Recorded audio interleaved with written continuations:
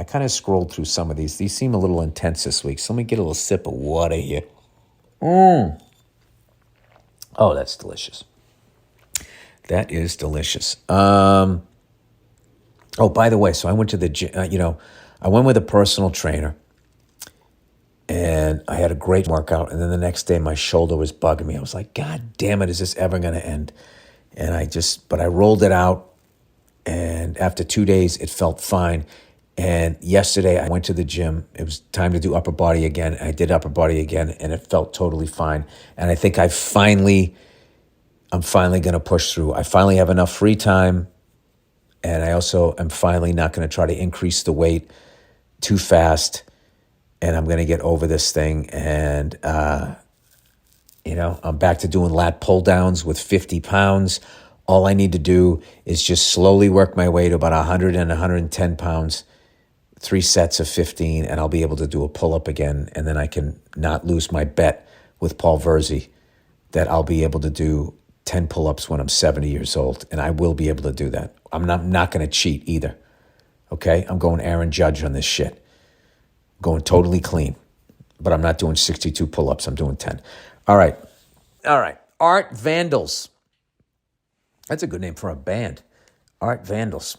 There's a band called the Vandals. Art Vandals.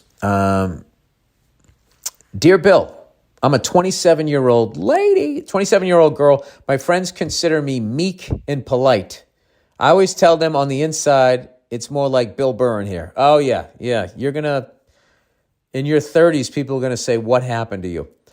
If you're like me. I don't have a lot of anger pent up, but certain things in life ignite the flames in me.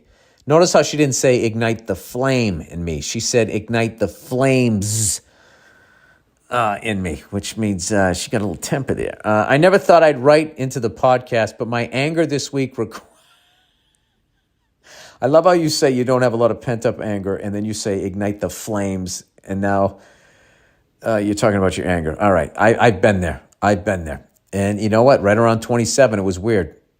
Up until 27, I was like, hey, I have a great life. I'm a happy guy. And I don't know what happened.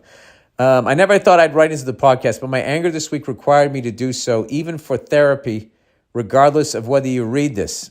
I love art history. I love the stories behind the artist and the art and the evolution of it all. That's a really cool thing to be into. Like, I don't even know anything about that, and if you started talking about that, that would be fascinating. Aren't they always, like, fucking cutting their ears off and, eating broth their whole life, and then they die, and then their paintings, for some reason, are worth $1 zillion because 5 people dictate that market? This artist died next door. Let's all buy it and say it's great. We have the ability to move the needle. Anyway, I've devoted my life to studying and appreciating it. When those self-righteous fools threw tomato soup on the Van Gogh to protest oil. Oh my God, why would they do that? What does Van Gogh have to do with oil? I, quote, lost my shit, as you would say. You absolutely should have. I truly despise the idea that destruction of something is justified because of some greater cause. It's also an excuses how so many people think they are good people, but they are not. Well, it's always like a good cause, or the result you want is good, but how you go about it. Anyway, ironically, their hair was dyed using oil-based chemicals, and their clothes required oil to make. They can't possibly believe that they'd make a difference. It's more just a way for them to feel special. Fuck them and all the righteous. Thanks for providing a voice for my internal anger. No problem. I wouldn't say fuck all the righteous. It's there's 2 things that are really combination. Okay, getting in a position of power and handling it in a healthy way is really difficult.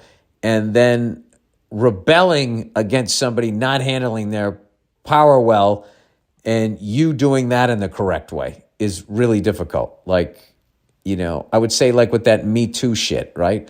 Which obviously the goal of it was righteous and it was correct. But you saw how quickly it just sort of kind of went off the rails in sort of these wild examples of people that clearly were not what they were going after. And I just saw like a number, I had a couple of friends or something, like they were just like innocent and they had to like get put on the bench for like 2 years because everyone was just afraid of like this new fucking movement, rather than being like, no, you're 100% right. There shouldn't be abuse of power. These people shouldn't be doing this. Women shouldn't be afraid. All of a sudden, yeah, 100% agree with that. But that right there is not an example of that. People were too afraid to do that. So then innocent people start going underneath the fucking blades. But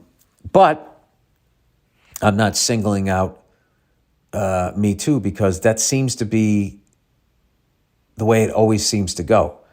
Like, there's a problem, people want to address it, and that when in addressing it, that addressing gains momentum, it gains power, and whenever there's power, it attracts a certain type of person, and then they abuse it, and then people come out the other side going like, wait a minute, this wasn't what it was supposed to be about. What the fuck are we doing here? That happens all the time.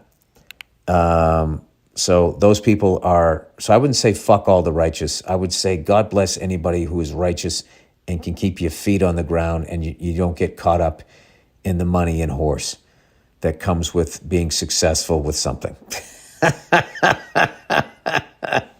Once again, overly simplifying. I can't believe they did that. Van Gogh is one of the few artists that I actually know about, and I appreciate, a lot of this. My wife's really into that type of stuff, and I started going to it more, and the more I went to it, the more I started gaining like this appreciation of it. It was like, it's really interesting, and there's interesting people that go to it and all that type of stuff. And like any scene, there's some douches that are just trying too hard to be interesting. But overall, I really liked it. But I don't know what, tomato soup, Van Gogh to protest oil. That sounds like rich kids. Like, who the fuck even knows who Van Gogh is before you're like 40? No, I knew. If he didn't cut his ear off, right? Or you know what it is? Like, you heard the name, but you didn't. It's like Mozart, Beethoven. I've heard the names. If you played me that shit, I don't know who's who. You know what I mean? But, you play AC/DC, Metallica. I'm like, that's AC/DC, that's Metallica. Every once in a while, I just go on a tangent, and I'm just like, wow, I am really dumb. Dear Billiam Burning Beard. I like that one. How are you? I'm a 30-year-old dude from Toronto. Great city. Great coffee in that city. I had a good time when I went there. And this person said, I've been listening to the podcast now for about 3 years now. Last night, me and a buddy drove to Windsor to see you live. We couldn't make the Toronto shows. We were not going to miss this one. Please tell me this. You had a good time. Everything was going great. You were killing. We were having a great time, and so happy to finally see you perform. Great. So you're doing your thing up there, and I noticed the woman beside me, who was clearly wasted, wasn't really feeling your brand of comedy, and she started making backhanded comments after all your jokes. I think it's a backhanded compliment.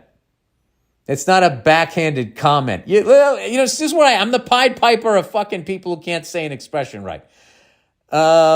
Anyway, she was bugging everyone around us to the point even the guy she was with was telling her to shut up repeatedly, which itself was getting super disruptive. So finally I had enough. I've been waiting forever for this show. I wasn't going to just sit there and put up with it, so I turned politely and I say, could you please stop talking? She looks me in the eye and like a 4-year-old says no. So I just roll my eyes, turn away, and try to focus on your show. 5 seconds later, what does she...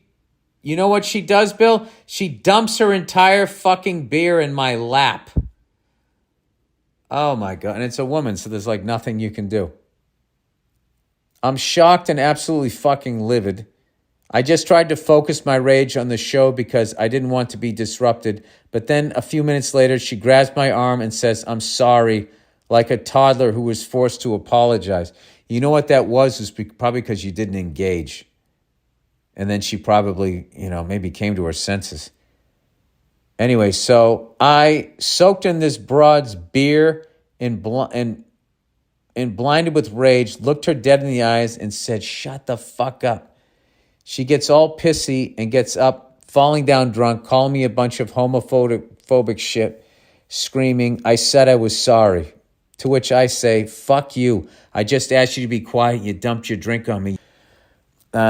She trades places with the guy she's with, who is repeatedly telling her, stop, you do this every time we go out. Now, what is this fucking guy doing? If you're going to stay with her, keep her home or put her on a leash.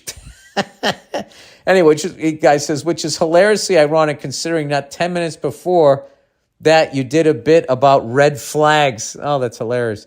Anyway, they're both arguing, being insanely disruptive. I tell them both to shut up. People are trying to watch. And then the fucking guy starts talking shit to me. Oh, God. And you know what's sad about all this? They probably have children. It's getting ridiculous, so I just focus because I don't want to cause an even bigger scene and really fuck up the show. Eventually, the woman gets up. Oh, my God, this story is unbelievable. And leaves. And the guy immediately turns to me and said, I'm sorry, man. And starts talking to me about her. As sternly as I could say, dude, just let me watch the fucking show. My God, these people are fascinating. How stupid they are. That was the end of it. But now I'm trying to enjoy the last chunk of your show, shivering, covered in beer, trying to focus while the rage of this fuckery is just festering. Oh, and you got to drive all the way back to Toronto? Please tell me you got a hotel room. What calmed me down was thinking to myself, well, I'm going to write him and Andrew a letter tomorrow, and maybe if he trashes her on the podcast, it will all have been worth it. Oh, buddy, are you kidding me? I'm thinking of sending you something. The lights came on after the show, and it took everything in my power not to start talking shit to them, but I didn't feel like causing a big thing in a casino. She had painted on eyebrows and looked like a little trash clown from outer space, so I had some shots in the chamber, but what can you do? We just let them walk away with her carrying his balls in her purse. Anyway, fuck her and her childish attitude. Dude, I don't know how I could trash her any better than you're doing it. Anyway, fuck her and her childish attitude. At the end of the day, I still had an amazing time seeing you perform. Dude, you are a higher being, man. If you went through all of that and you're still feeling like you had an amazing time.